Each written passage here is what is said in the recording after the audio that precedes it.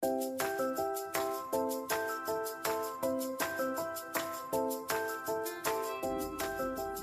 dari soal kita ketahui angka yang disediakan adalah 0, 1, 2, 3, 4, 5, dan 6. Jadi bilangan ratusan yang dapat disusun. Jadi pertanyaan nomor A, syaratnya di sini hanya ada bilangan ratusan. Jadi satu syarat ya. Nah, oke. Jadi karena ratusan, jadi ratusan itu terdiri dari 3 angka, berarti kita buat 4 kotak. Misalnya nanti soalnya puluhan terdiri dari 2 angka, berarti kita buat 2 kotak saja. Kalau ribuan itu terdiri dari 4 kotak, berarti kita buat 4 kotaknya. Seperti itu ya. Karena ini syaratnya cuma satu, yaitu ratusan, berarti kita buat kotak. Tidak ada kata-kata lain sebagai syarat di soal yang pertama. Oke. Untuk pilihan angka, kita mulai dari depan ya untuk pengisian tempatnya. Jadi untuk angka ratusan yang bisa masuk di dari angka 0, 1, 2, 3, 4, 5, dan 6 adalah angka 1, angka 2, angka 3, angka 4, angka 5, angka 6. Kenapa? Karena kalau kita taruh 0 pada kotak pertama, misalnya 0, 1, 1, itu kan artinya angka 11. Jadi bukan angka ratusan dia. Jadi 0 itu tidak masuk ke kotak pertama. Jadi ada 1, 2, 3, 4, 5, 6 pilihan. Jadi kita taruh di sini 6. Oke. Kemudian untuk kotak kedua dan kotak ketiga, kalau di kotak puluhannya 0 itu kan boleh. Misalnya 600 gitu ya. Berarti ini boleh 0, ini boleh 0 gitu. Jadi ini semua ke-7 pilihannya ini boleh masuk di kotak kedua. Berarti kita punya 7 pilihan angka. Yang kotak ketiga juga seperti itu, semua angka boleh masuk. Jadi ada 7 pilihan angka. Jadi kemungkinannya itu adalah 6 kali 7 kali 7. Ini akan menghasilkan 294. Oke. Nah, untuk yang kedua, jadi soalnya adalah bilangan ratusan yang terdiri dari angka-angka berbeda. Jadi ini masih syaratnya di bilangan ratusan. Nah, syarat yang baru adalah terdiri dari angka-angka yang berbeda. Maksudnya dari angka-angka berbeda ini misalnya 123 gitu. Jadi satu angkanya terdiri dari 1, 2, dan 3, tidak ada pengulangan angka. Misalnya 122. Itu kan 2 dan 2-nya itu ada bilangan yang sama. Nah, itu tidak boleh di sini. Jadi semua angka yang ratusannya itu harus terdiri dari angka-angka yang berbeda. Oke. Jadi kita buat dulu. Ini masih ratusan, berarti kita tetap buat 3 kotak ya. Nah, dari syarat yang kita sudah ketahui tadi, jadi seperti pertama, untuk kotak pertama itu, jadi yang kita isi adalah bilangannya itu 0, 1, 2, 3, 4, 5, 6. 0 masih tidak boleh ya. Jadi ada 6 pilihan angka.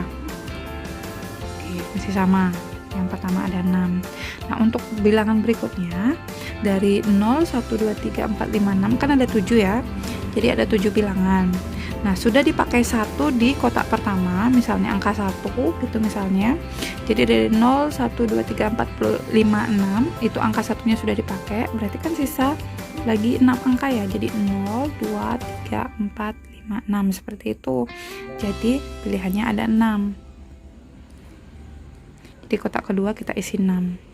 Nah, kemudian dari 7 pilihannya itu, dari 7 pilihan angka awal sudah dipakai 1 di kotak pertama, kemudian sudah dipakai 1 juga di kotak kedua. Berarti kan sudah dipakai 2. Dari 7 sudah dipakai 2, berarti sisa lagi seperti itu.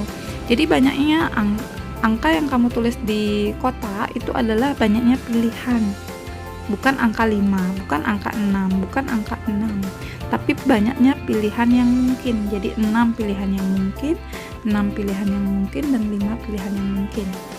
Jadi banyaknya bilangan ratusan yang terdiri dari angka-angka berbeda itu 6 kali 6 kali 5 seperti itu. Itu akan menghasilkan 180. Untuk nomor C, bilangan ratusan ganjil yang terdiri dari angka-angka berbeda. Jadi di sini syaratnya ada 3 ya. Yang pertama itu adalah angka ratusan, yang kedua itu adalah ganjil, jadi ratusan ganjil, kemudian terdiri dari angka-angka yang berbeda. Oke, mulai lebih kompleks ya soalnya. Nah, dari ratusan ini berarti seperti tadi kita buatnya 3 kotak.